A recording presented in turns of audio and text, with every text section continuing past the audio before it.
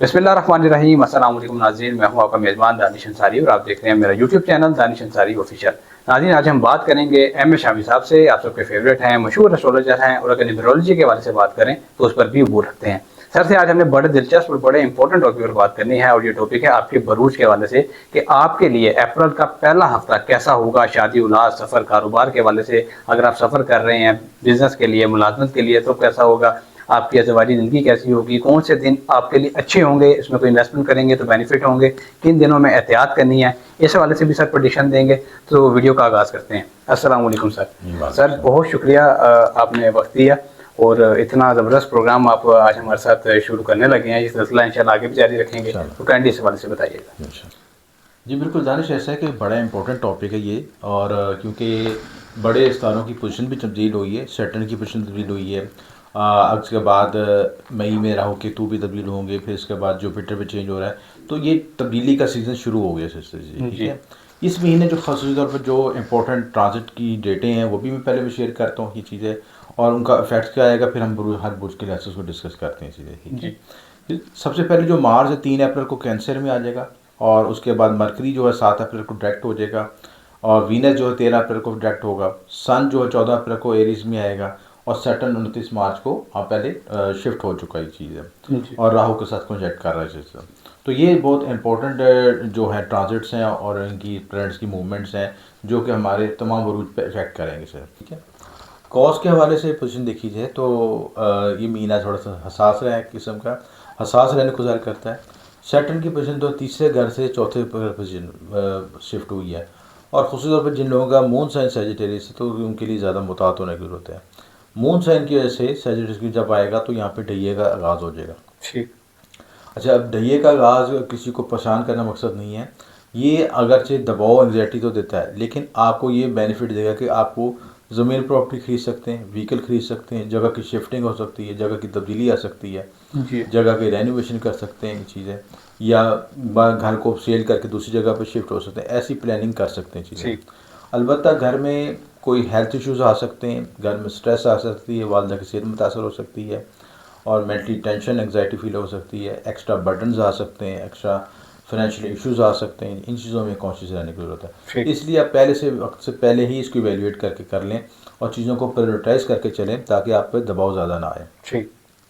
मार्च और 3 अप्रैल को कैंसर में आएगा चीज़ें, और कैंसर ही जो है आपका जायचे के मुताबिक जो है 8वां घर है।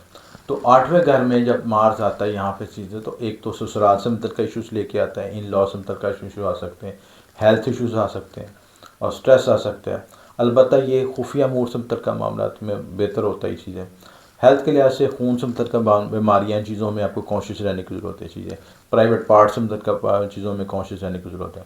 तो इन चीज़ों को, और दूसरा मार्च का ताल्लुक आपके दांतों से भी होता है चीज़ें, तो दांतों से मतलब का कोई बीमारी, कोई इशूज़ आ सकते हैं चीज़ें, इन चीज़ों में कॉन्शियस रहने की ज़रूरत है। मरकरी जो 7 अप्रैल तक डायरेक्ट रहेगा, 7 अप्रैल को डायरेक्ट होगा।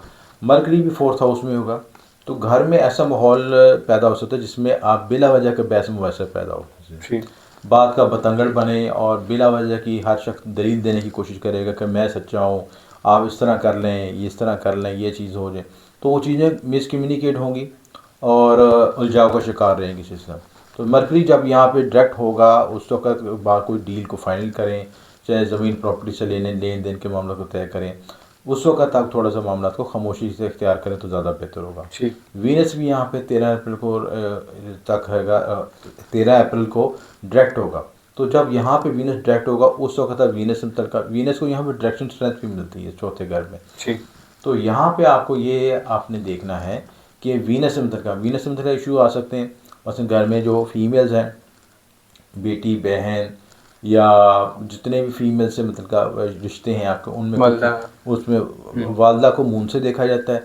फीमेल में जो आती हैं आपकी छोटी बच्चियाँ, बेटियाँ, बुहें, कज़न, जो भी ऐसे रिश्ते बनते हैं, यंग जो है कि यंग फीमेल्स को बात कर रहा हूँ, तो वो उनसे कुछ टकराव जाओ, उनके मसाइल आ सकते हैं, ठीक है। उसको बड़ा तरक्की से हैंडल करने की ज़रूरत है। प्लस घर में वीनस यहाँ पे 4th हाउस में घर में रेनोवेशन को भी ज़र करता है, तो अगर घर में कोई रेनोवेशन वगैरह करवाना चाहते हैं वो भी टाइम इसके लिए आपको अच्छा है चीज़ है। सैटर्न जो है आपका 29 मार्च को शिफ्ट हो चुका है यहाँ पर। सैटर्न की वजह से एंग्जाइटी दबाव होती है।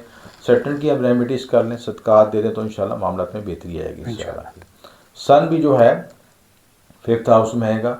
5th हाउस में सैटर्न सन आने से यहाँ पे बेनिफिट होगा कि कोई आपको औलाद नरीना की तरफ आपको खुशखबरी मिल सकती है। प्लस आप औलाद मोहब्बत नाम या स्टॉक एक्सचेंज में कोई काम करना चाहते हैं उसमें भी आपको ग्रोथ एक्सपेंशन मिल सकती है। तख्लीकी सलाहियतों में इजाफा हो सकता है। गवर्नमेंट से मुतल्लिक़ मामलों में आसानी पैदा हो सकती है।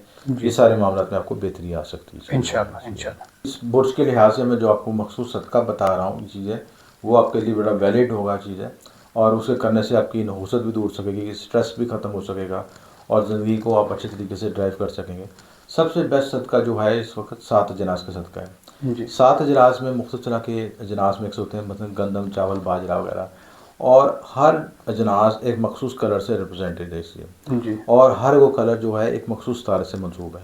बिल्कुल। तो जब 7 तारों के अजनास का मुताबिक सदका दे देते हैं, उसकी रेमेडी कर लेते हैं, सर से 7 और बार के अव्वल आखिर दुरूद शरीफ पढ़ के उसका एक हिस्सा आपने पानी में बहाना है, एक हिस्सा चलेन पे को डालना है, एक हिस्सा हशरात को डालना है चीज़ें। जी तो उससे आपकी बलाएँ, आफात, परेशानियाँ दूर हो सकेंगी चीज़ें। ये सदका बड़ा मुस्तनिद सदका है और उसको इस्तेमाल करें। इसको रोज़ाना की बुनियाद पर दे दें या हफ्ते में एक दिन रख लें, तो जिस तरह इतवार के इतवार दे सकते हैं चीज़ें, जी तो करने में आपके लिए बेहतरी होगी चीज़ें। जी। ठीक है, वज़ाइफ जो पढ़ना चाहते हैं चीज़ उसमें चीज़ें इस वक्त जो प्लैनेट की मजमूई एनर्जी के हवाले से चीज़ें, उसमें सबसे इम्पोर्टेंट जो है रिज़्क़ के लिए पढ़ना चाहिए, या फत्ता हो या रज़ाक़ों के विरुद्ध पढ़ना बेहतर है चीज़ें। ठीक। और इसके साथ जिनकी 60-70 या दबाव फील हो जिसको, वो उसके लिए तीसरा कलमा पढ़ना बेहतर है उसके लिए चाहिए। बहुत शुक्रिया सर, आपने अपने कीमती वक्त में से कुछ वक्त निकाला और इतना ज़बरदस्त इल्मी प्रोग्राम हमारे साथ शेयर किया। इंशाल्लाह आइंदा भी हम ऐसे ही अच्छे टॉपिक्स जो हैं वो आपके साथ सामने आपके पेश करते रहेंगे। अगली वीडियो तक के लिए मुझे और एम ए शामी साहब को इजाज़त दीजिए। अल्लाह हाफ़िज़। पहले मैं डिस्कस करता हूँ कि इस महीने जो प्लैनेट्स की मूवमेंट क्या तब्दील हो रही है इस साल, ट्रांजिट में क्या इफेक्ट आएगा आपका, और कौन से प्लैनेट्स रेट्रोगेट हैं या डायरेक्ट होंगे, उनका क्या इफेक्ट आएगा। सबसे पहले जो आपका मार्स है वो आपके 3rd हाउस में आएगा जी और यहाँ पे कैंसर में आएगा। ये इसका डिबेटेड हाउस होता है, वीक हाउस होता है। लिहाजा आपने अपने करीबी रिश्तेदारों, बहन बहन के मामले में खुसूसी कॉन्शियस रहना चाहिए। ठीक। अपने बोलचाल के मामला में, अपने लिखने पढ़ने के मामला में, छोटे ट्रैवलिंग के दौरान में बहुत कॉन्शियस रहें चीज़, और कोशिश करें कि हर तरह के कन्फ्लिक्ट से, लड़ाई झगड़े से बचने की कोशिश करें, क्योंकि मार्स की एनर्जी जो डिबेटेशन हालत में होता है तो यहाँ पे एग्रेशन देता है और आपको ऐसे हालात वाक़ित पैदा बनता है कि जो जल्दी में दिल का काम करें चाहिए। ठीक। तो कोशिश होती है कि लोग आपसे थोड़ा सा उलझें और आपका ज़हन भी हाइपर हो वक्त, तो आप एक्सट्रीम लेवल पर जा सकते हैं। जी और तीसरा अगर होता है किसी से, आपके करीबी रिश्तेदारों को बहन भाइयों से तल्लुक़ होता है इसीलिए, तो भाइयों से उलझने की ज़रूरत नहीं है किसी तरह। और अगर कोई ऐसा मसला आ रहा है तो उसको थोड़ा सा टाइम गेनिंग करें जी ताकि वो गुजर जाए। और कोई आपको बुरा भला कह रहा है या कोई ऐसी चीज़, एंग्जाइटी का माहौल पैदा हो रहा है, तो उसको अवॉइड करें चीज़ें। उसके बाद मरकरी जो है 7 अप्रैल को जो है वो भी डायरेक्ट होगा। अच्छा, मरकरी ऐसा सितारा है कि जब रेट्रोगेशन हालत में होता है तो आपसे जो है गलतियाँ करवाता है।